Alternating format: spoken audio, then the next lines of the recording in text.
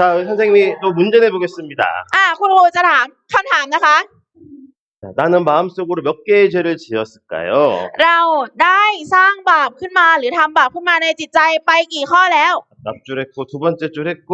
우리 세 번째, 우리 두 친구 중 한번 맞춰볼까요? เดี๋ยวให้น้องๆแถวด้านหน้านะคะลองทายกันดู 자, 나는 마음으로 몇 개의 죄를 지었을까요? คิดว่าเราเนี่ยทำบาปในใจกันไปแล้วกี่ข้อ 자, 1번, 2번, 3번, 4번. มีข้อ1 2 3 4 자, 한 개, 100개, 1000개, 많이. หนึ่งอย่าง100อย่างหรือว่า1,000อย่างหรือว่ามาก 친구. ๆ1อย่าง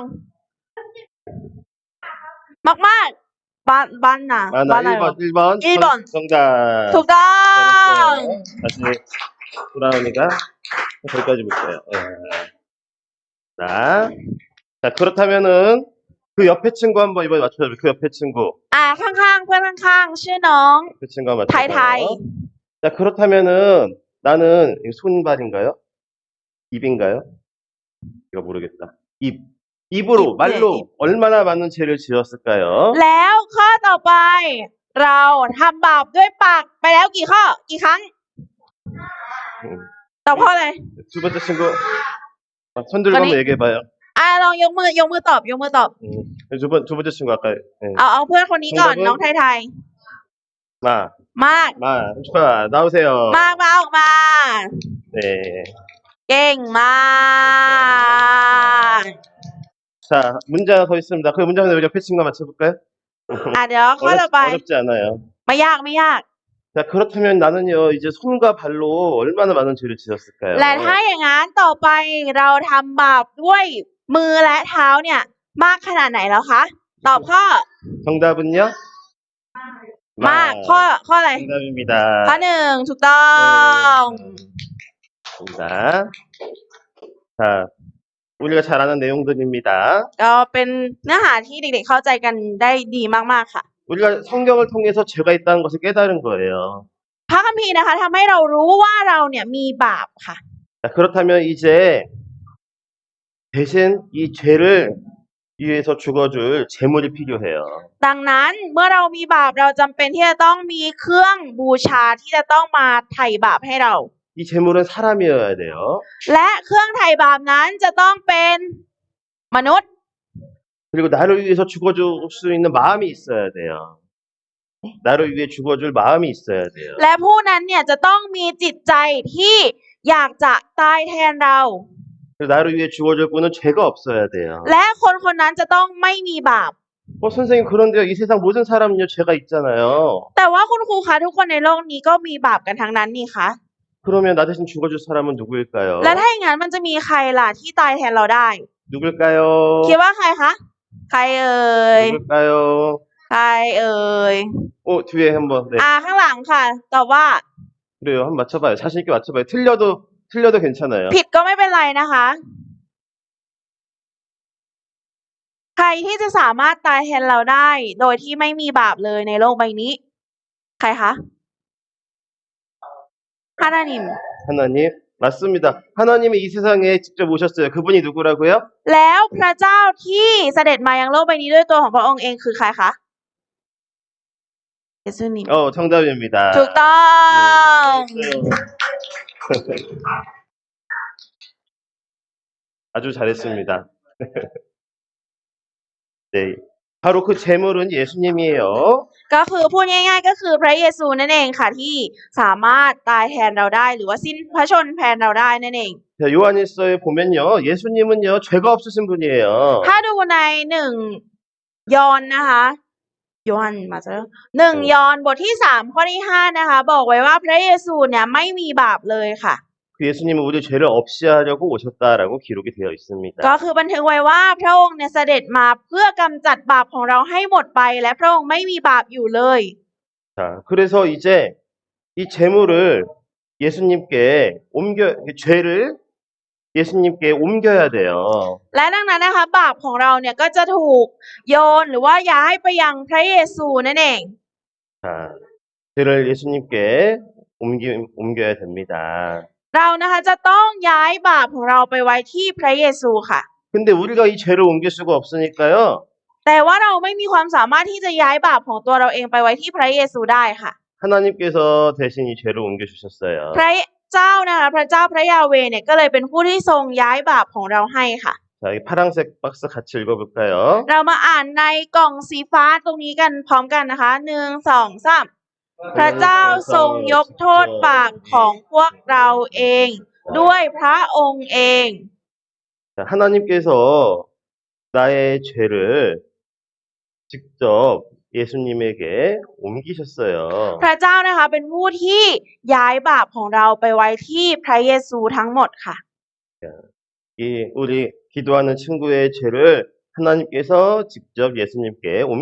옮기셨습니다. พระเจ้านะคะได้ทรงย้ายบาปของเด็กๆคนไหนก็ตามนะคะที่อธิษฐานด้วยใจจริงนะคะไปไว้ที่พระเยซูค่ะ 자, 이게 선생님의 죄예요. อันนี้บาปของคุณครูค่ะ 죄가 많아요. บาปเยอะมาก 이 죄를 예수님께 옮겨야 되는데 나는 할 수는 없어. 미안해요. 이게 선생님의 죄예요. อันนี้บาปของคุณครูค่ะขอโทษทีค่ะ 이 죄를 예수님께 옮겨야 돼요. บาปนี้จะต้องถูกย้ายมาไว้ที่พระเยซู 나는 할 수 없어요. แต่ว่าเราไม่สามารถที่จะทำได้ด้วยตัวเอง 그래서 하나님께서 직접 이 죄를 예수님에게 다 옮기셨답니다. ดังนั้นพระเจ้าจึงได้ย้ายบาปของเรามาไว้ที่พระเยซูให้ 하나님께서 몇 개 남겨두신 게 아니고요. พระเจ้านะคะไม่ได้ทรงเหลือไว้เลยค่ะ 내 모든 죄를 다 예수님께 넘기셨어요. พระองค์นะคะได้ย้ายบาปของเราทั้งหมดมาไว้ที่พระเยซู 그럼 이제 내 죄가 어디에 가 있죠? และดังนั้นบาปของเราตอนนี้อยู่ที่ไหนคะ 예수님께 내 죄가 다 옮겨진 겁니다. บาปของเราถูกย้ายไปไว้ที่พระเยซูแล้วทั้งหมดค่ะ 네, 나의 죄를요, 약 2000년 전에 다 옮겨두신 거예요. พระเจ้านะคะได้ทรงย้ายบาปของเราไปตั้งแต่เมื่อ 2,000 กว่าปีก่อนค่ะ 요한복음 1장 29절에 보면 이런 말씀이 있습니다. ถ้าเราดูในยอห์นบทที่1ข้อที่29นะคะจะมีพระวจนะแบบนี้ออกมาให้เราได้อ่านกัน 너무나도 중요한 말씀이니까 같이 읽어볼게요. เพราะว่าพระวจนะตรงนี้นะคะเป็นพระวจนะที่สำคัญมากๆอยากให้ทุกคนอ่านพร้อมกันใน1 2 3จงดูอ่านเสียงดังๆนะคะ1 2 3จงดูพระเมธโปรดกของพระเจ้า ผู้ทรงรับบาปของโลกไป 예수님께서 세상 죄를 지고 가셨습니다. พระเยซูนะคะได้ทรงรับเอาบาปของโลกไป 보라, 주목하라라는 뜻이에요.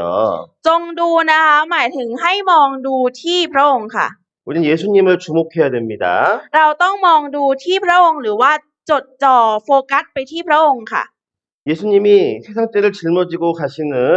어린 양이 되신 거예요. พระเยซูนะคะเสด็จมาเพื่อรับเอาบาปของโลกไปโดยการที่มาในรูปแบบของพระเมธโปรดกที่เราเรียกกันหรือว่าลูกแกะนั่นเอง 아까 어린 양이 뭐라고 말씀드렸죠? ทุกคนคะลูกแกะคืออะไรนะคะพระเมธโปรดกคืออะไรคะ 바로 이스라엘 사람들이 제사 드릴 때 드리던 제물입니다. ก็คือพระเมธโปรดกหรือว่าลูกแกะนี้ก็เป็นเครื่องถวายบูชาในการลบล้างบาปนั่นเอง 다시 말해서 예수님이 제물로 오신 거예요. แต่ว่าพระเยซูนะคะเสด็จมาเพื่อเป็นเครื่องถวายบูชาของเราค่ะ 자, 다시 한번 여기서 문제 내볼까요? เดี๋ยวเรามาดูตรงนี้กันนะคะ 자, 이스라엘 사람들이 죄를 대신 갚기 위해서 드린 제물에는 무엇이 있을까요? เครื่องถวายบูชาที่คนอิสราเอลนำไปถวายเป็นการลบล้างบาปคืออะไรคะ 한번 이번에는 그 옆에 분들 중에서 가능하겠어요? เดี๋ยวได้ให้คนข้างหลัง 하나 ข้าง 알려줄게요. 염소. มีแกะมีแพะ 또 뭐 있어요? แพะแล้วมีอะไรอีกผัก 뒤에 친구들에게 기회를 ข้างหลัง 염소, 송아지, 또 하나 뭐 있어요? มีแพะแล้วมีลูกวัวแล้วมีอะไรอีก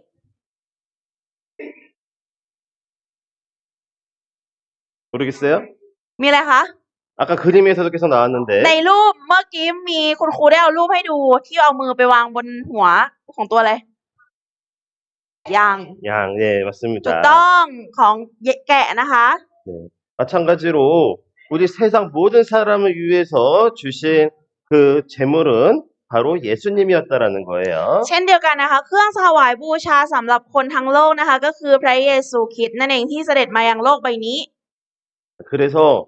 배물로 양을 잡던 것을 통해서 예수님이 우리 죄 대신 죽어주실 것을 보여주신 거예요. ก็คือในการที่จับสัตว์มาเป็นการลบล้างบาปเป็นเครื่องถวายบูชานะคะเป็นเพียงเงาของพระเยซูที่จะเสด็จมาในการลบล้างบาปของเรานั่นเอง 예수님께서는 세상 모든 죄를 지고 가셨습니다. พระเยซูนะคะได้ทรงรับเอาบาปของทั้งโลกไปค่ะ 자, 세상 죄를 지고 가신 예수님은 그림으로 한번 설명해 볼게요. เดี๋ยวเราจะมาอธิบายลักษณะที่พระเยซูนะคะได้รับเอาบาปของโลกไปด้วยรูปภาพกันค่ะ 자, 세상 죄, 세상 모든 사람들의 죄입니다. บาปของโลกในที่นี้นะคะก็คือบาปของทุกคนที่อยู่ในโลกใบนี้ของมนุษย์โลกนั่นเอง 자, 우리 여러분 태국 사람이죠? ทุกคนเป็นคนไทยไหมคะอันนี้เหรอ 아니, 태국 사람 아니에요? 대부분 태국 사람. 태국 사람의 아니에요. 죄, 세상 죄에 속해요? แล้วรวมอยู่ใน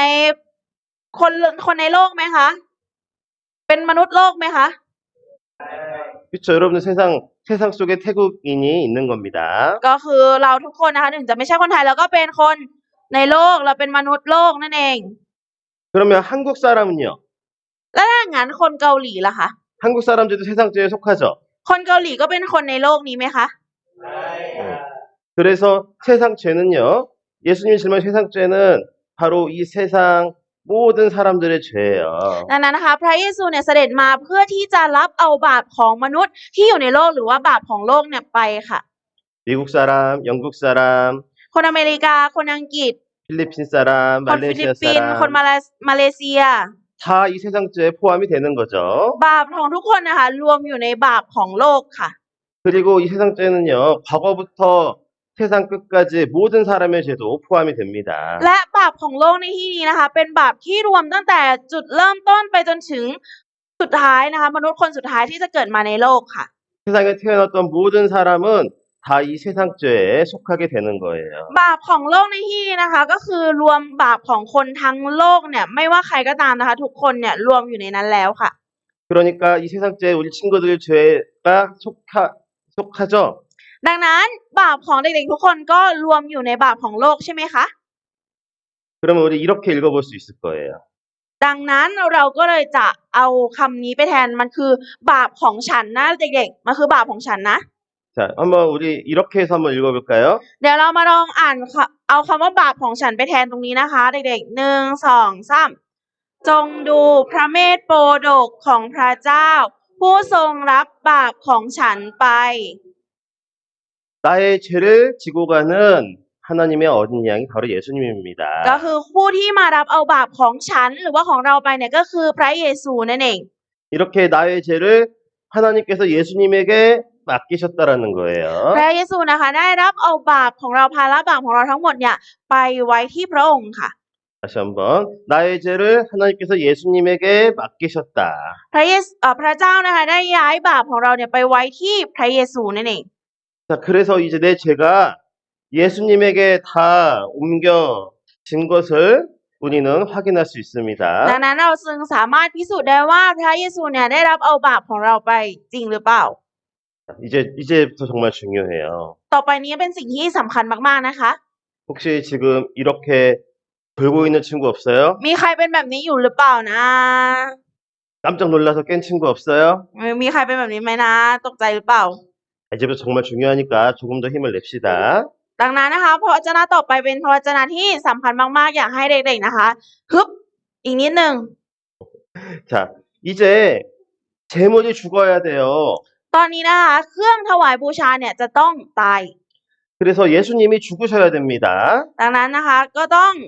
พระเยซูจะต้องสิ้นพระชนม์ค่ะ 예수님이 죽기 위해 선택하신 방법은 바로 십자가예요. วิธีที่พระองค์เลือกที่จะสิ้นพระชนม์นะคะก็คือสิ้นพระชนม์บนไม้กางเขนนั่นเอง 로마 사람들이 사형할 때 가장 끔찍하고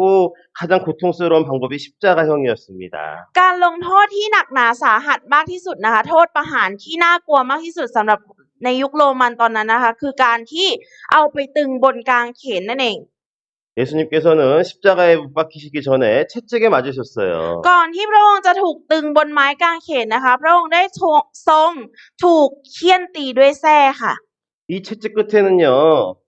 구슬이나 동물의 뼈 조각이 달려 있어서요. 너무 아팠어요. ในแส้นี้นะคะประกอบไปด้วยหนามหรือว่ากระดูกของสัตว์ต่างๆ มากมายนะคะทำให้มันเป็นแส้ที่ค่อนข้างที่จะน่ากลัวมากๆค่ะ 이 채찍을 무려 120대나 맞았답니다. ตีไป120ทีเลยค่ะ 그리고 예수님은 로마 군사들에게 뺨을 맞았어요. และพระเยซูนะคะยังโดนทหารโรมันนะคะตบหน้าค่ะ 그리고 로마 군사들은 예수님에게 침을 뱉었습니다. และทหารโรมันนะคะก็ได้ถุยน้ำลายใส่หน้าพระเยซูค่ะ 그리고 예수님께서는 십자가를 지고 올라가셨어요. และพระเยซูนะคะก็ได้แบกไม้กางเขนขึ้นไปบนเขาค่ะ 이 십자가의 무게는요 50kg입니다. ความหนักของไม้กางเขนนี้นะคะหนักประมาณ50กิโลค่ะ 여러분들만한 십자가를 짊어지시고 골고다 언덕으로 올라가신 거예요. ก็คือพระองค์นะคะได้แบกไม้กางเขนแล้วก็เดินขึ้นไปบนเขาค่ะ 네, 여기가 십자가 달린 곳입니다. ตรงนี้นะคะเป็นสถานที่ที่ไม้กางเขนถูกตึงไว้ค่ะ 예수님께서 이곳에서 달리신 것입니다. พระเยซูนะคะถูกตึงบนไม้กางเขนในสถานที่แห่งนี้ค่ะ 성경에선 예수님이 나의 죄를 대신해서 죽어주실 것을 미리 말씀하셨습니다. ในพระคัมภีร์นะคะมีเขียนบันทึกไว้ล่วงหน้าว่าพระเยซูเนี่ยจะเสด็จมาเพื่อช่วยเป็นเครื่องบูชาลบล้างบาปของเราและถูกตึงบนไม้กางเขนค่ะ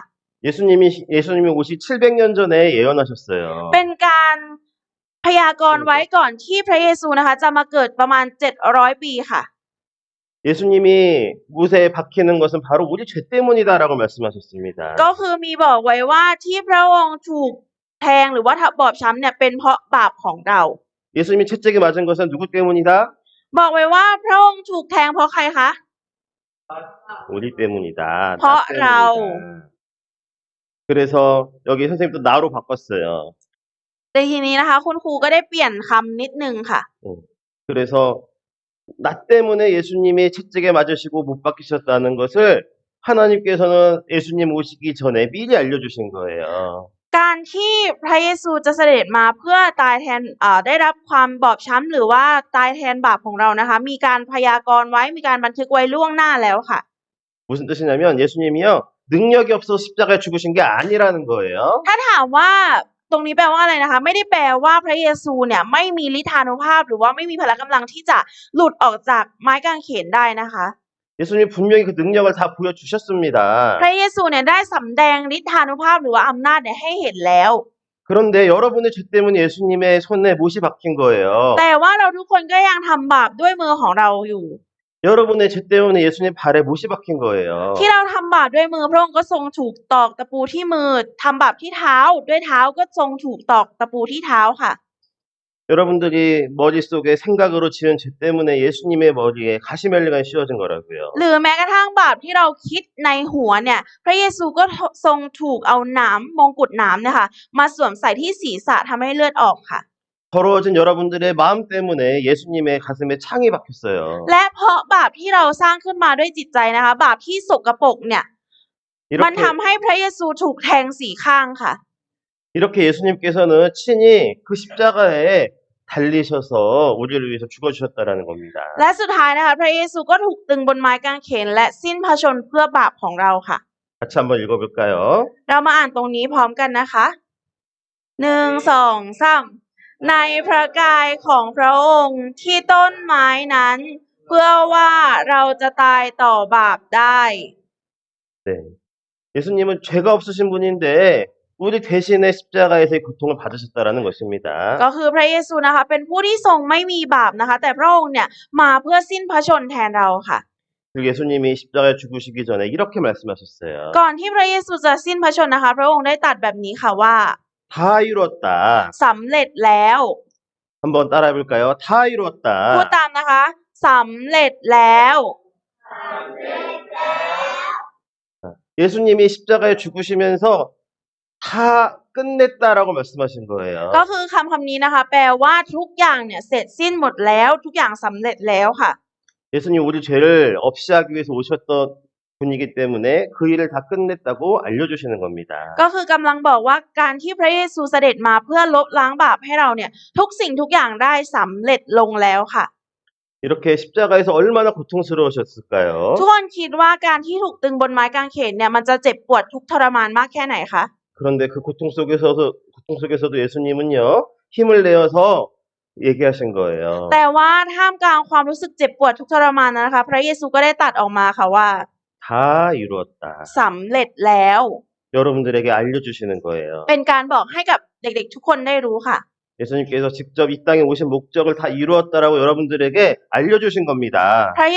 พระองค์นะคะกำลังบอกให้เราทุกคนรู้ว่าการที่พระองค์เสด็จมาเพื่อลบล้างบาปให้กับทุกคนบนโลกใบนี้ ทุกอย่างนั้นสำเร็จแล้วค่ะ 예수님께서 십자가에서 마음만 먹으면 언제든지 나올 수 있었어요. ถ้าเกิดว่าเรามองที่ไม้กางเขนเมื่อไหร่นะคะ เราก็จะนึกถึงพระเยซูค่ะ 끝까지 그 모든 고통을 다 참으시고 다 이뤘다라고 알려주신 겁니다. พระเยซูนะคะทรงอดทนอดกลั้นกับความเจ็บปวดทุกข์ทรมานบนไม้กางเขนนะคะ เพื่อที่จะพูดให้เราบอกให้เราทราบว่าทุกอย่างสำเร็จแล้ว 자, 여러분들 만약에 여러분들 손에 못이 박혔다 생각해 보세요. ทุกคนคะถ้าเกิดว่าให้เราลองคิดนะว่ามือของเราเนี่ยถูกตึงไว้กับไม้กางเขน 참을 수 있겠습니까? ทุกคนจะถูกตอกตะปูนะคะ ทุกคนจะทนได้ไหมคะทนไหวไหม 그 누구도 참을 수 없는 고통을 예수님은 참으신 거예요. เราอาจจะทนไม่ได้แต่ว่าพระเยซูทรงทนได้ค่ะ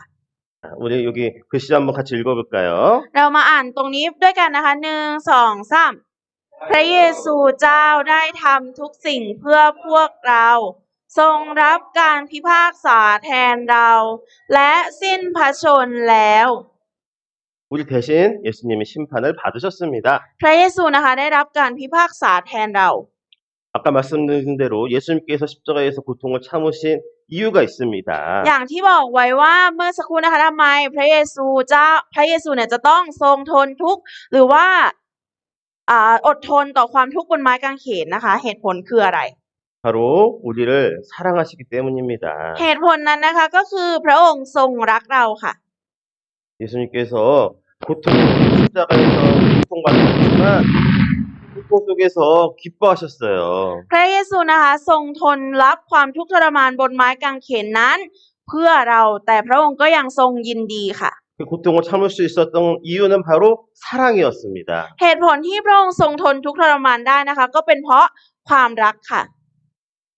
이 영상 한번 보면요. 엄마 사슴이요 자기 새끼를 구하기 위해서 목숨을 던집니다. เดี๋ยวเราจะมาดูวิดีโอกันนะคะ วิดีโอนี้เนี่ยเป็นวิดีโอที่แม่ของสัตว์ตัวหนึ่งนะคะ ก็กำลังจะไปช่วยลูกโดยการที่เสียสละชีวิตของตัวเองนั่นเองค่ะ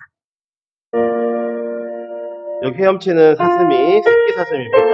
ก็คือตรงนี้นะคะเป็นจิตใจของสัตว์ค่ะ 저쪽에서 악어가 달려오는 거 보고 엄마가 뛰어들었어요. ฝั่งนู้นนะคะมีจระเข้นะคะกำลังว่ายน้ำมาเพื่อที่จะ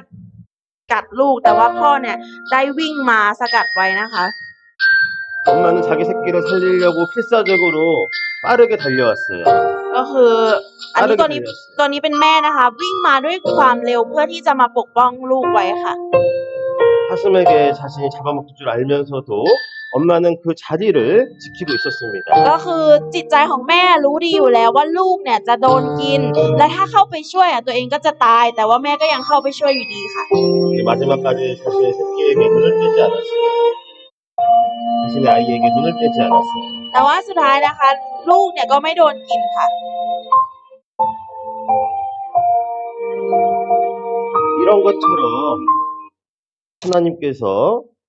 이런 것처럼 예수님께서 우리를 대신해서 십자가에서 죽으신 거예요. พระเยซูเองก็เช่นเดียวกันนะคะ พระเยซูเองก็ทรงสิ้นพระชนม์แทนเราแบบนี้ค่ะ 예수님이 십자가에 죽으시는 그 장면을 우리 애니메이션으로 한번 보겠습니다. อันนี้นะคะเป็นการ์ตูนนะคะเกี่ยวกับตอนที่พระเยซูเนี่ยถูกจับไปตึงบนไม้กางเขนค่ะ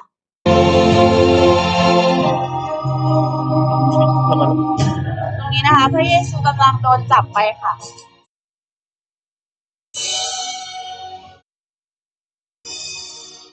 ในช่วงเวลานั้นนะคะ พระเยซูก็ทรงรักเราค่ะ พระเยซูทรงถูกจับไปเพื่อสิ้นทรมานเพื่อเพราะบาปของเราค่ะ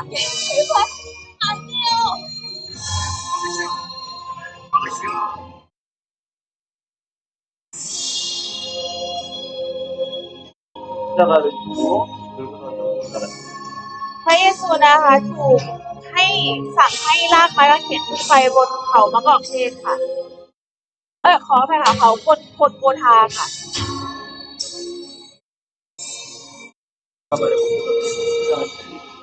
และถูกตึงไว้กับไม้กางเขนนะคะ และก็ตั้งตระหง่าน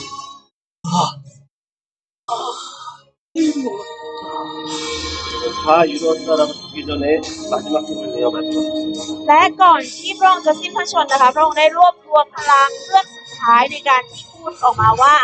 สำเร็จแล้วค่ะ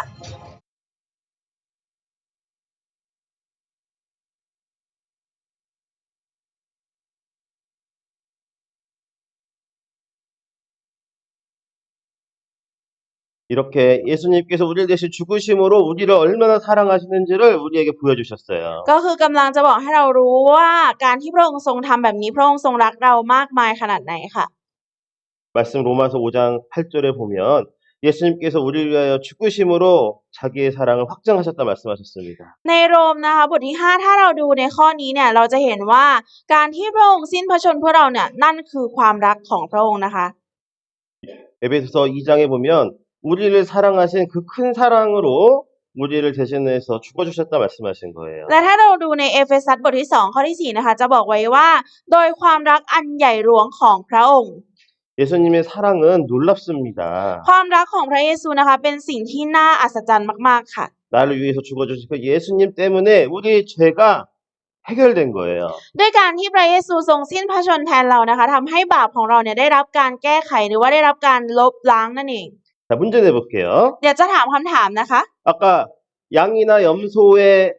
피로는 몇 년의 죄를 용서받는다고 했죠? ทุกคนคะการจับแกะจับแพะมาเพื่อเป็นการไถ่บาปเนี่ย 몇 ใช้ 년? กี่ปีคะ 네, 1년 정답입니다. 1 ปีค่ะ มีระยะเวลา 1 ปี 자, 동물의 피로는 1년의 제사를 1년의 죄를 용서받았어요. การใช้สัตว์ในการลบล้างบาปเป็นเครื่องถวายบูชานะคะ มีเพียง 1 ปีจะมี 1 ครั้งเท่านั้นค่ะ 그렇다면 우리 친구들 예수님의 피로는 몇 년의 죄를 용서받을 수 있을 것 같아요? แล้วถ้าอย่างนั้นการที่ใช้พระโลหิตของพระเยซูในการลบล้างบาปเนี่ยจะมีระยะเวลาในการลบล้างไปกี่ปีคะ 옆에 친구 손 들었으니까 한번 답을 얘기해 봐 주세요. น้องทารินยกมือตอบค่ะ 얼마나? เท่าไหร่คะ 모든 죄를 영원히 ไถ่บาปชั่วนิรันดร์นั่นเอง 맞아요. 모든 죄를 영원히 용서해 주신 것입니다. บาปของเรานะคะเพราะด้วยพระโลหิตของพระองค์เนี่ยทำให้บาปของเราได้รับการยกโทษชั่วนิรันดร์นั่นเองปรบมือให้เพื่อนหน่อย 맞아요. 여기 모든 죄라고 답이 적혀 있네요. 잘했어요. 자, 이 예수님의 피로는요, 우리의 모든 죄를 다 용서해 주실 수 있는 그런 능력이 있습니다. พระเยซูนะคะมีฤทธานุภาพฤทธิ์พระโลหิตของพระองค์เนี่ยมีฤทธานุภาพแบบนั้นค่ะที่ทำให้สามารถลบล้างบาปทุกอย่างได้ทั้งหมดได้ 지금 잠깐만요. 지금 우리가 여기 있어요. ตรงนี้นะคะตอนนี้เราอยู่ที่ตรงนี้ค่ะเด็ก 살아오면서 지금까지 내가 지은 죄가 있습니다. ๆมีบาปที่เราเคยทำมาแล้วที่เราก่อไว้แล้วและบาปที่เรากำลังจะทำนะคะ 그리고 앞으로도 살아가면서 지을 죄가 있어요. มีบาปที่เรากำลังจะทำในอนาคต 앞으로 다 살아가면서 죄 안 짓겠다, 안 지을 수 있다 하면 손 들어봐요. ไหนเด็กๆคนไหนคิดว่าในอนาคตตัวเองจะไม่ทำบาปเลยแม้แต่อย่างเดียวยกมือ 난 절대 죄 안 지을 거야, 자신 있어. ฉันทำได้ฉันจะไม่ทำบาป 없죠. ไม่มีใช่ไหมคะ 맞아요. 그래서 예수님께서는 그것도 다 아시기에 앞으로 지을 죄도 이미 다 가져가신 거예요. ค่ะและพระเยซูเองนะคะก็รู้อยู่แล้วว่ายังไงเราก็จะทำบาปอยู่ดีพระองค์ก็เลยรวมทั้งหมดนะคะบาปของเราทุกอย่างเนี่ยลบล้างให้แล้ว 모든 걸 다 아시는 예수님이 나의 미래 죄까지 다 짊어지셨습니다. พระเยซูผู้ทรงรู้ทุกสิ่งทราบทุกสิ่งนะคะพระองค์ได้เอาบาปของเราทั้งหมดทั้งอดีตอนาคตปัจจุบันนะคะไปทั้งหมดค่ะ 그것이 바로 나의 모든 죄입니다. นั่นคือบาปทั้งหมดของเราค่ะ 나의 모든 죄를 예수님이 짊어지고 가셨어요. พระเยซูเอาบาปของเราไปค่ะ 이렇게 내가 태어날 때부터 지금까지 지은 죄도 예수님이 짊어지셨습니다. บาปของเราที่ทำมาตั้งแต่เกิดนะคะพระองค์ก็ทรงเอาไปค่ะ 앞으로 죽을 때까지 내가 지을 죄도 예수님이 이미 아시고 다 짊어지셨습니다. หรือแม้กระทั่งบาปที่เรากำลังจะทำในอนาคตนะคะไปจนถึงตอนตายเนี่ยพระองค์ก็ทรงได้เอาไปด้วยค่ะ 보라 세상 죄를 지고 가는 하나님의 어린 양이로다. จงดูพระเมธโปรดกของพวกท่านผู้ทรงรับบาปของโลกไป 예수님이 짊어진 세 장째에 나의 모든 죄가 들어 있습니다. บาปทั้งโลกนะคะบาปของโลกที่พระเยซูรับเอาไปเนี่ยรวมถึงบาปของเราทั้งหมดด้วยค่ะ 그래서 우리가 이렇게 한번 제가 설명해 볼게요. เดี๋ยวคุณครูจะอธิบายอะไรสักอย่างให้ฟังค่ะ 자, 내가 지금까지 살아오면서 지은 죄가 있습니다. ตรงนี้นะคะเป็นบาปของเราที่เคยก่อหรือว่าเคยทำมาตั้งแต่อดีตจนถึงปัจจุบันค่ะ 내가 앞으로 살아가면서 지을 죄도 있습니다. และตรงนี้มีบาปที่เรากำลังจะทำในอนาคต 이 모든 죄, 이것이 나의 모든 죄입니다. และทั้งสองอย่างนี้นะคะคือบาปทั้งหมดของเรา 이 모든 죄를 예수님께서 가져가신 겁니다. บาปทั้งหมดของเรานี้ถูกย้ายไปไว้ที่พระเยซู 그리고 이 죄로 인해서 심판을 받으신 거죠. และพระเยซูก็จะได้รับการพิพากษาเพราะบาปนี้ค่ะ 이사야 38장 17절 말씀 같이 한번 읽어볼게요. เรามาอ่านอิสยาห์บทที่38ข้อที่17พร้อมกัน1 2 3นี่แน่เพื่อสวัสดิภาพของข้าพระองค์ข้าพระองค์จึงมีความขมขื่นอย่างยิ่ง แต่พระองค์ทรงฉุดชีวิตของข้าพระองค์ออกจากหลุมของความพินาศเพราะพระองค์ทรงเหวี่ยงบาปทั้งหมดของข้าพระองค์ไว้ข้างหลังของพระองค์ 자, 나의 모든 죄를 던지셨어요. พระองค์นะคะได้เหวี่ยงบาปของเราไปข้างหลังค่ะ 어디다가 던지셨냐면요. ไปไว้ตรงไหนคะ 등 뒤로 던지셨어요. ไปไว้ข้างหลังค่ะ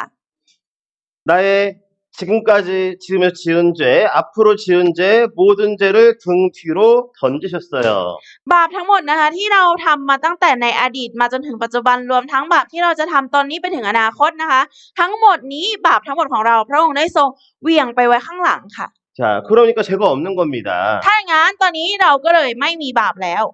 여러분들 어제 쓴 여기 죄들이 여기 있어요. แต่สมมติว่าตรงนี้บาปอยู่ในนี้ค่ะ 여러분들이 생각난 죄를 여기다가 넣었습니다. ทุกคนเอาบาปของเราเนี่ยที่จำได้เนี่ยไว้ในนี้ 그러면 생각나지 않는 죄는 어떻게 해요? แล้วบาปที่นึกไม่ออกล่ะคะทำยังไง บาปที่เราจำไม่ได้ 그 죄도 다 하나님이 예수님에게 넘기신 거예요. บาปที่เราจำไม่ได้นะคะ พระองค์ก็ได้ทรงเอาไปค่ะ 자, 여기 있는 게 여러분의 모든 죄라고 합시다. ลองคิดว่านี่คือบาปทั้งหมดของเราค่ะ 다시 여기 말씀 보시면 우리를 사랑하셔서 이 모든 죄를 등 뒤로 던져버리셨다. ก็ถ้าดูในพระวจนะนะคะ ก็บอกไว้ว่าเพราะว่าพระองค์รักเรานะคะ พระองค์ก็เลยทรงเหวี่ยงบาปของเราเนี่ยไปไว้ข้างหลัง 여러분 죄 다 어디 갔어요? แล้วบาปของเราอยู่ที่ไหนคะ 보여요, 안 보여요? เห็นไหมคะ 안 보이죠? ไม่เห็นใช่ไหมคะ 예수님이 다 짊어지고 가신 겁니다. พระเยซูนะคะ ทรงรับเอาบาปทั้งหมดของเราไปค่ะ 여러분들 이해하기 쉽게 하나님이 이렇게 쉽게 표현해 주신 거예요. ทุกคนคะพระเจ้าเนี่ยได้บอกให้เราได้รู้ได้เข้าใจเนี่ยแบบง่ายๆค่ะ 미가서 1장 17장 19절에도 너무 쉽게 설명하셨습니다. ในมีคาบทที่7ข้อที่19นะคะมีการอธิบายไว้อย่างง่ายๆให้เราเข้าใจได้ค่ะ 여러분의 모든 죄를 깊은 바다에 던지셨다. บาปทั้งสิ้นของเราลงไปในที่ลึกของทะเล 여기다 모든 죄라고 말씀하십니다. ตรงนี้นะคะคือคำว่าบาปทั้งสิ้นของเรา 깊은 바다 본 적 있어요? ทุกคนเห็นทะเลลึกไหมคะ 깊은 바다.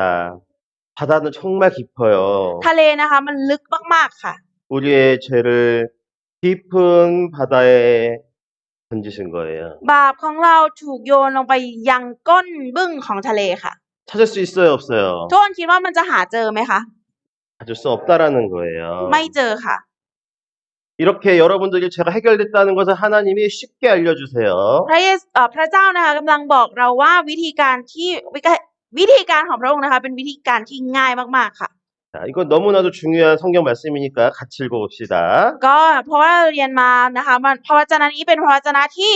สำคัญมากๆอยากให้ทุกคนอ่านพร้อมกันเสียงดังๆนะคะใน1 2 3คือเสด็จเข้าไปในสถานศักดิ์สิทธิ์ครั้งเดียวเป็นพอและพระองค์ไม่ได้ทรงนำเลือดแพะและเลือดลูกวัวเข้าไปแต่ทรงนำพระโลหิตของพระองค์เองเข้าไปจึงได้มาซึ่งการไถ่บาปชั่วนิรันดร์ 단번에 ครั้งเดียว 예수님이 한 번 죽으심으로 우리의 속죄를 완성하신 겁니다. ด้วยการที่พระเยซูนะคะสิ้นพระชนม์เพียงครั้งเดียวนะคะทำให้บาปของเราได้รับการไถ่ 무엇으로요? ด้วยอะไรคะ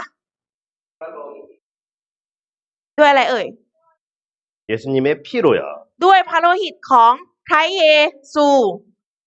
예수님의 피로 우리의 죄를 영원히 용서해 주신 것입니다. และด้วยพระโลหิตนี้ทำให้เราได้รับการไถ่บาปชั่วนิรันดร์ 한번 따라해 볼게요. 영원히. พูดตามนะคะ ชั่วนิรันดร์ 따라해 볼게요. 단번에. พูดอีกรอบหนึงอีกคำหนึ่งนะคะ ครั้งเดียว 따라해 볼게요. 예수님의 피로 ด้วยพูดตามนะคะ ด้วยพระโลหิตของพระเยซู 이렇게 예수님이 우리의 죄를 여기 한 번 더 같이 읽어볼게요. เดี๋ยวมาดูตรงนี้ก่อนนะคะ 한번 읽어봐요. ฉันตอนนี้ไม่มีบาปแล้ว 이제 죄가 없어요. ตอนนี้เราไม่มีบาปแล้วค่ะ 이제 죄가 다 해결된 겁니다. ตอนนี้บาปได้รับการแก้ไขแล้วทั้งหมด 자, 먼저 문제 내볼게요. แต่ว่าเดี๋ยวคุณครูมีคำถาม 여기까지 왔죠? 우리 옆에 친구 한번 맞춰볼까요? ถึงน้องคนตรงนี้ค่ะ เมื่อกี้ตอบไปแล้ว 쉬워요. 걱정하지 말고요. ง่ายมากๆไม่ต้องกังวลนะคะ 자, 그러면 지금 나에게 남아있는 죄는 얼마나 남아있을까요? ถ้าอย่างนั้นเราได้รับการลบล้างบาปแล้วเราจะเหลือบาปอยู่กี่อย่างคะ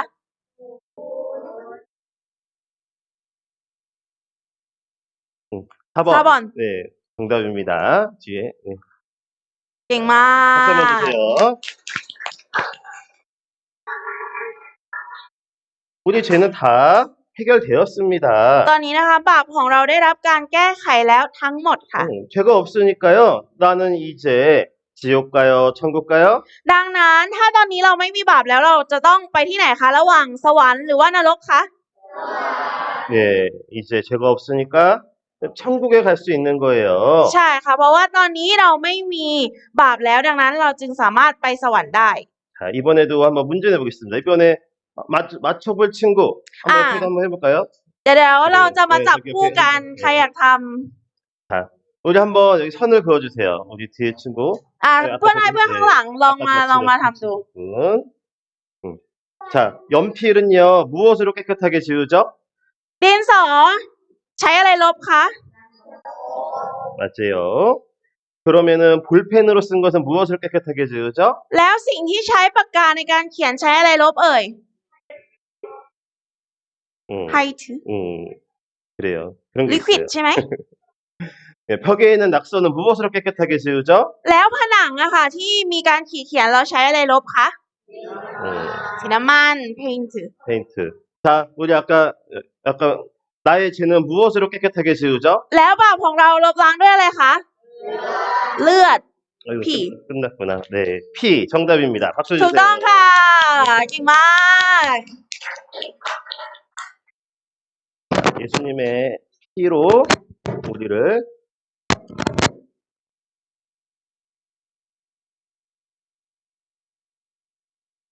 한번 읽어. เดี๋ยวเรามาอ่านอันนี้พร้อมกันนะ1 2 3พระโลหิตของพระเยซูได้ให้อภัยบาปของข้าพเจ้า 예수님의 피로 우리 죄를 다 용서해 주셨습니다. พระเยซูนะคะได้ไถ่บาปของเราทั้งหมดค่ะ 자, 이것도 한번 읽어볼게요.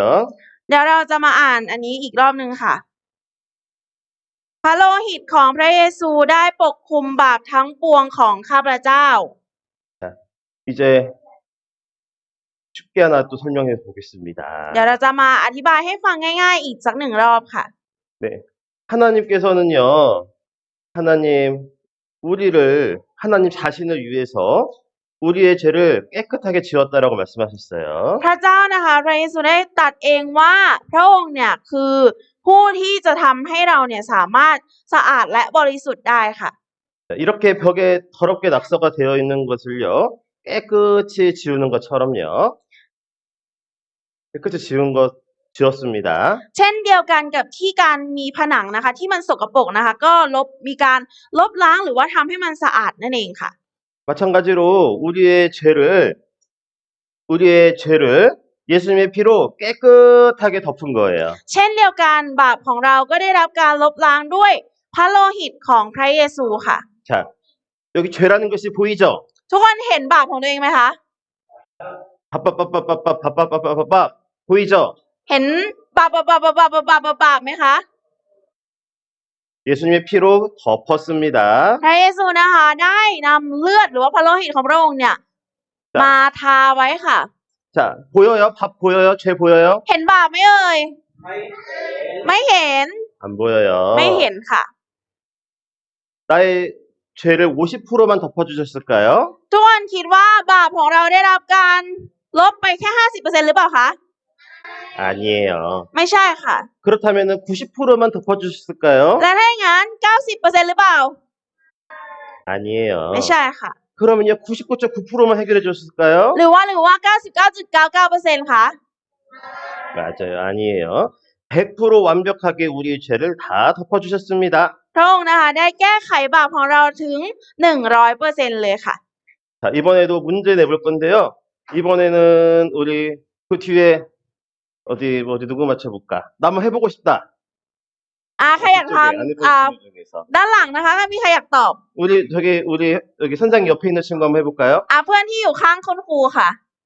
못하겠어요? 그럼 그 옆에 친구 한번 해볼까요? 그 뒤에 한번 맞춰봐요. 어렵지 않아요? ด้านหลัง 맞아요? ด้านหลังช่วยกันตอบก็ได้ไม่ยาก 예수님의 피를 해주신 얘기 아닌 것은 1번 나의 죄를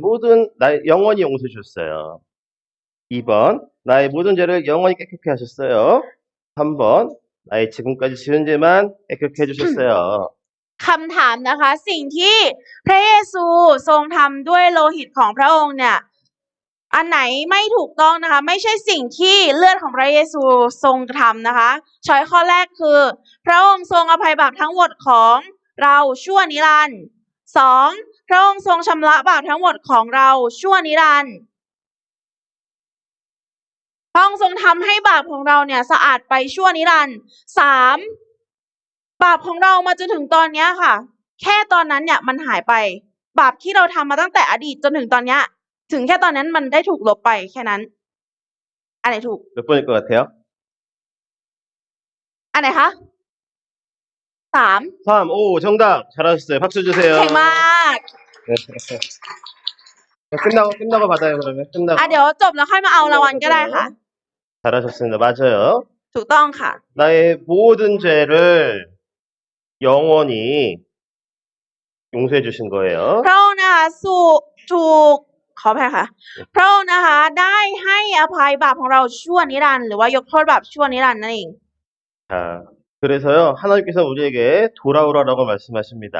และพระองค์นะคะก็ได้ให้เรานะคะสั่งให้เราเนี่ยกลับไปหาพระองค์ 이 사람은 집을 나갔어요. คนนี้นะคะหนีหายออกไปจากบ้านค่ะหายตัวไป 그래서 아버지가 이 사람을 찾기 위해서 신문에다가 낸 거예요. คุณตานะคะก็เลยได้ออกลงข่าวนะคะว่าตามหาผู้ชายคนนี้อยู่ค่ะ 이름,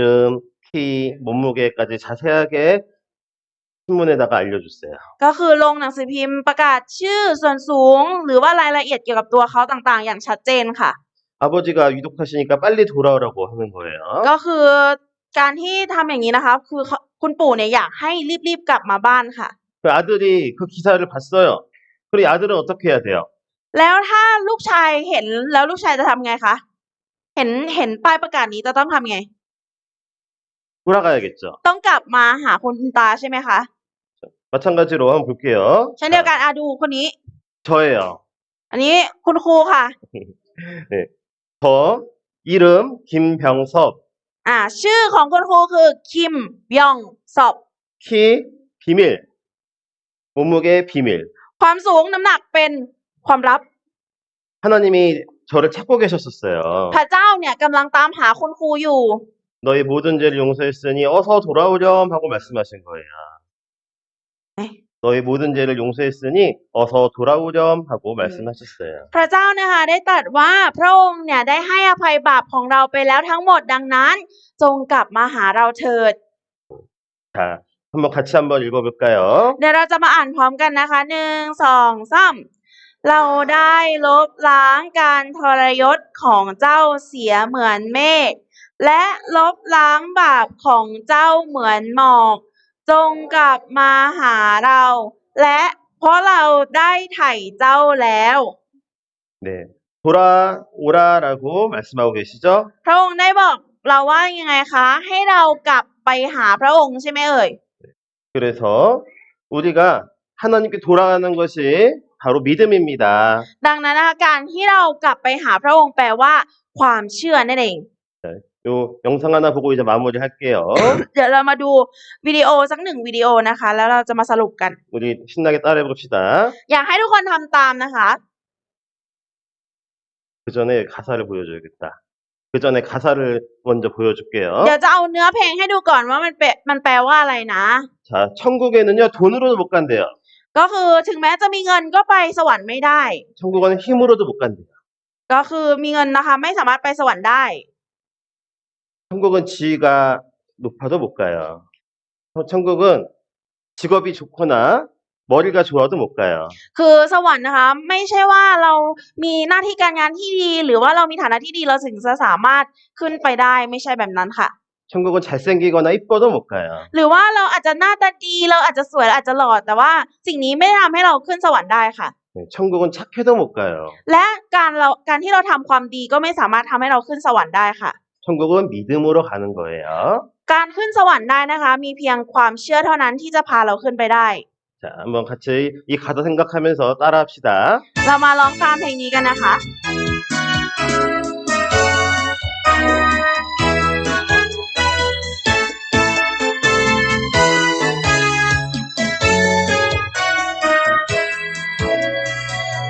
돈으로도 못 가요 하나님 나라 힘으로도 못 가요 하나님 나라 거는 나면 가는 나라 하나님 나라 믿음으로 가는 나라 하나님 나라 벼슬로도 못 가요 하나님 나라 지식으로 못 가요 하나님 나라 거는 나면 가는 나라 하나님 나라 믿음으로 가는 나라 하나님 나라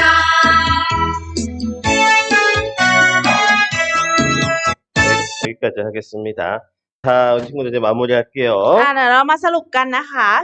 자, 믿는다는 것은 무엇일까요? ความเชื่อคืออะไร 사실을 듣고 그 사실을 마음에 받아들이는 거예요. ความเชื่อคือการที่เราฟังความจริงมานะคะ และมาเก็บไว้ในใจ เก็บความจริงนั้นไว้ในใจค่ะ 한번 따라해 볼게요. เดี๋ยวเราพูดตามนะคะ 아, 그렇구나. อ๋อ อย่างนี้นี่เอง 다시 한번. 아, อีก 그렇구나. รอบหนึ่งนะคะหนึ่งสองสามอ๋อ อย่างนี้นี่เอง 자, 한번 맞춰볼 친구. 이 안에 무엇이 ใคร 들어있을까요? ทายถูกบ้างว่าคำในช่องว่างนี้คือคำว่าอะไรคะ 맨 뒤에 친구 빨리 들었어. คนสุดท้ายด้านหลัง อ๋อ อย่างนี้เองอ่ะคุโรกุนะ 잘했어요. 박수. เก่งมาก 네. 아, 그렇구나. อ๋อ อย่างนี้นี่เอง 하나님이 우리에게 주신 말씀을 듣고 아, 그렇구나. 이해하고 마음에 받아들이면 돼요. กับเรานะคะ แค่ฟังพระวจนะของพระเจ้าแล้วก็เข้าใจนะคะ แล้วก็พูดแค่ว่า อ๋อ เป็นอย่างนี้นี่เอง แค่นี้ค่ะ 그래서 성경을 통해서 우리는 사실을 알고 그 사실을 믿게 되고 그 믿음으로 이제 감정이 생기는 거예요. ค่ะ เรานะคะได้ฟังความจริงจากพระคัมภีร์และเราก็เกิดเป็นความเชื่อ แล้วก็จะมีความรู้สึกตามมานะคะ 네, 구원은 선물입니다. ความรอดคือของขวัญค่ะ 구원은 공짜입니다. และความรอดเป็นสิ่งที่เราได้รับมาฟรีๆค่ะ 하나님이 우리 친구들에게 주시는 선물입니다. และความรอดคือสิ่งที่พระเจ้าทรงประทานให้เราเป็นของขวัญค่ะ 천국을 선물로 주신 겁니다. เป็นของขวัญจากสวรรค์ค่ะ 우리 친구들 이 선물 모두 다 받으셨어요? แล้วเด็กๆทุกคนรับของขวัญนี้ไหมคะ เอาไหม 자, 선물 받았다면 손 들어봐요. ใคร 나 이 ใคร 선물 รับของขวัญ 받았다. อันนี้บ้าง 하나님 가요, 주시는 왕. 구원의 선물 나는 받았다. ใครบอกว่าตัวเองได้รับแล้วบ้างยกมือเร็ว 그래요. 하나님이 나를 위해서 알려주신 이 사실을 마음에 받아들이는 것이 선물을 받는 겁니다. เรานะคะแค่ยอมรับของขวัญที่พระองค์ทรงประทานให้เราด้วยใจของเราจริงๆค่ะ เราก็ได้รับความรอด 그래서 하나님께서 우리에게 구원의 선물을 주시는 거예요. พระเจ้านะคะให้ของขวัญของเรานะคะเป็นความรอดค่ะ 이렇게. แบบนี้ 하나님 나 주시려고 하는데 내가 자꾸 안 받으면은 안 되겠죠? ถ้าเกิดว่าพระเจ้าเนี่ยให้ของขวัญเรามาเป็นความรอดเนี่ย แล้วเราก็ปฏิเสธไม่เอาเนี่ย ไม่ได้ใช่ไหมคะทำแบบนั้นได้ไหมคะ 주시면 감사합니다 하고 받으면 됩니다. ถ้าเกิดว่าพระองค์ประทานให้เราเนี่ย เราก็ต้องรับมาด้วยความขอบคุณค่ะ 주시면 감사합니다 하고 받으면 되는 거예요. ถ้าพระองค์ทรงประทานให้เราเพียงแค่รับมาแล้วก็ขอบคุณค่ะ 그래서 우리가 하나님 앞에 이제 하나님의 자녀가 되었어요. ดังนั้นนะคะในตอนนี้สถานะของเราจึงได้เปลี่ยนไปกลายเป็นลูกของพระเจ้า 예수님의 피로 죄인이었던 우리가 이제 하나님의 자녀가 된 거예요. เรานะคะที่เคยเป็นคนบาปนะคะ ตอนนี้ได้กลายเป็นลูกของพระเจ้าแล้วค่ะ 하나님은 우리의 아버지시기 때문에 이제 그 누구도 우리를 하나님 손에서 빼앗아갈 수가 없는 겁니다. เพราะว่าตอนนี้นะคะเราเป็นลูกของพระเจ้าหรือว่าเราเป็นบุตรของพระเจ้าแล้วเนี่ยไม่มีใครนะคะที่จะสามารถแย่งชิงเราออกจากพระหัตถ์ของพระเจ้าได้ 자, 같이 한번 읽어볼까요? เรามาอ่านตรงนี้ด้วยกันนะคะ 시작. 1 2 3 เราให้ชีวิตนิรันดร์แก่แกะทั้งหลาย แกะเหล่านั้นจะไม่มีวันพินาศและจะไม่มีใครแย่งชิงแกะนั้นไปจากมือของเราได้ 우리 친구들 한 번 받은 구원은요 절대 이루어지지 않습니다. ถ้าหากว่าเราได้รับความรอดแล้ว1 ครั้งนะคะ จะไม่มีใครสามารถแย่งความรอดนี้จากเราไปได้ 그래서 이제 몇 가지 질문을 해보고 마칠게요. ดังนั้นคุณครูจึงมีคำถามมาถามอีกแล้วค่ะ แค่ไม่กี่ข้อเท่านั้น 선생님 저는 이런 게 궁금해요. คุณครูนะคะมีความสงสัยแบบนี้ค่ะว่า 선생님 그러면 내가 오늘 누군가를 미워하면 또 죄를 지었잖아요. 그러면은 어떻게 돼요? คุณครูคะถ้าหากว่าหนูได้รับความรอดแล้วอะค่ะ หลังจากนั้นน่ะหนูไม่ชอบเพื่อนคนนี้เลย หนูจะทำยังไงคะ มันเป็นบาปหรือเปล่า 그 죄 때문에 지옥에 가요? แล้วบาปนั้นนะคะเพราะบาปนั้นหนูจะตกนรกไหมคะ 아니죠. ไม่ใช่ใช่ไหมคะ ไม่ตกใช่ไหมคะ 예수님께서 나의 미래죄까지 다 짊어지셨기 때문에 다 이미 용서를 받았습니다. เพราะว่าบาปของเรานะคะ ไปจนถึงอนาคตเนี่ย พระเยซูได้รับเอาไปแล้วทั้งหมด ดังนั้นเราจึงไม่ตกนรกค่ะ 그러면 이 문제 맞춰봐요. แต่ว่าลองทายคำถามข้อนี้ดูค่ะ 내가 1년 뒤에 지은 죄가 있어요. 그러면은 나는 천국에 갈까요? 지옥에 갈까요? ทุกคนคะถ้าหลังจากเราได้รับการยกโทษบาปแล้วโดยโลหิตพระเยซูเนี่ย1 ปีหลังจากนั้นถ้าเราทำบาปขึ้นมาจะเป็นยังไงคะจะต้องทำยังไงคะ 제일 빨리 들었으니까 한번 맞춰보세요. 네, 천국 정답입니다. คำตอบก็คือ ไปสวรรค์ 맞아요. ชนกุก 네, 맞아요. 천국 사원. 마찬가지로요. 우리가 10년 뒤에 죄를 지어도 어떻게 돼요? ทุกคนคะถ้าหลังจากที่เราได้รับการยกโทษบาปไปแล้ว10 ปีหลังจากนั้นเราทำบาปขึ้นมาเราจะเป็นยังไงคะ 그 죄도 다 용서받았어요? บาปนั้นได้รับการยกโทษบาปแล้วทั้งหมดใช่ไหมคะ 네, 다 용서받았습니다. ใช่ค่ะเราได้รับการยกโทษบาปแล้วทั้งหมด 그러면은요, 어차피 죄 다 용서받았으니까 막 살아도 돼요? และถ้าอย่างนั้นเราได้รับการยกโทษบาปแล้วเนี่ย เราสามารถทำบาปได้อีกไหมคะ 돼요, 안 돼요? ได้ไหมคะ เราสามารถทำบาปต่อไปได้ไหมคะ 안 되죠. ไม่ได้ค่ะ 내 죄 때문에 예수님이 고통받으신 걸 เพราะ 알았잖아요. ว่าเรารู้แล้วว่าพระเยซูเนี่ยได้รับความทุกข์ทรมานเพราะการที่เราทำบาป 그러니까 더 죄를 안 지으려고 조심하게 돼요. ดังนั้นเราจึงต้องระมัดระวังตัวเองไม่ให้ทำบาปค่ะ 그래서 구원받은 이후에는요, 감사한 마음으로 보답하는 마음으로 착하게 살려고 노력하는 겁니다. และหลังจากที่เราได้รับความรอดแล้วชีวิตหลังจากนั้นเราจะต้องพยายามใช้ชีวิตด้วยการทำความดีนะคะทำการดีอยู่ตลอดนะคะ ห้ามหลีกเลี่ยงการทำบาปค่ะ 자, 마지막으로 같이 한번 읽어볼게요. เราจะมาอ่านพระวจนะสุดท้ายร่วมกันค่ะ1 2 3ที่มาถึงท่านทั้งหลายข่าวประเสริฐกำลังเกิดผลและเจริญขึ้นทั่วโลก เช่นเดียวกับที่เป็นอยู่ในพวกท่าน ตั้งแต่วันที่ท่านได้ยินและเข้าใจพระคุณของพระเจ้าในความจริงนั้น 네, 구원받았다고 이제 막 사는 게 아니라요. 이제 더 하나님을 알아가야 돼요. การที่เราได้รับความรอดนะคะ เราต้องเหมือนกับพระเจ้าไปขึ้นอีกเรื่อยๆค่ะ 계속해서 우리의 믿음이 자라가야 돼요. และความเชื่อของเราก็จะต้องเติบโตขึ้นไปเรื่อยๆค่ะ 하나님 사랑을 더욱더 많이 알아가야 돼요. เราจะต้องเรียนรู้ความรักของพระเจ้ามากยิ่งขึ้นค่ะ 그런 삶을 보시고 하나님이 기뻐하실 겁니다. ดังนั้นพระเจ้านะคะก็จะมีความยินดีกับเราค่ะ 네, 여러분들 수고 많으셨습니다. วันนี้ทุกคนเก่งมากค่ะ 기도하겠습니다. เราจะอธิษฐานร่วมกันนะคะ 하나님 감사합니다. ขอบคุณพระเจ้าพระบิดา 우리를 위해서 구원을 해주신 이 놀라운 사실 감사드립니다. ขอบคุณพระองค์ที่ประทานความรอดให้แก่เรา 예수님의 피로 우리의 모든 죄를 씻어주심에 감사드립니다. ขอบคุณในพระโลหิตของพระองค์ที่ทำให้บาปของเราได้รับการลบล้างทั้งหมด 이제 예수님께 감사한 마음으로 보답하며 살아가도록 도와주세요. หลังจากนี้ต่อไปขอพระองค์ทรงช่วยให้เรามีจิตใจที่ใช้ชีวิตให้เหมาะสมกับการที่พระองค์ทรงหลั่งพระโลหิตเพื่อเรา 아직 이 사실을 잘 깨닫지 못한 친구들 계속해서 말씀 가운데 하나님을 알아가도록 도와주세요. ถ้าหากว่ายังมีเพื่อนๆคนไหนที่ยังไม่เข้าใจพระวจนะของพระองค์ขอพระองค์ทรงช่วยให้มีโอกาสได้ฟังพระวจนะของพระองค์และเข้าใจพระวจนะของพระองค์ได้ด้วยเถิด 오늘 함께 말씀 들은 친구들 말씀 안에서 교회 안에서 잘 자랄 수 있도록 지켜주세요. และขอพระองค์ทรงปกป้องคุ้มครองให้เพื่อนๆพี่น้องเหล่านี้ได้เติบโตอยู่ภายในคริสตจักรของพระองค์ได้ด้วยเถิด 우리를 사랑하시는 예수님 이름으로 기도드렸습니다. เราอธิษฐานในพระนามองค์พระเยซูคริสต์ผู้ทรงรักเรา 아멘.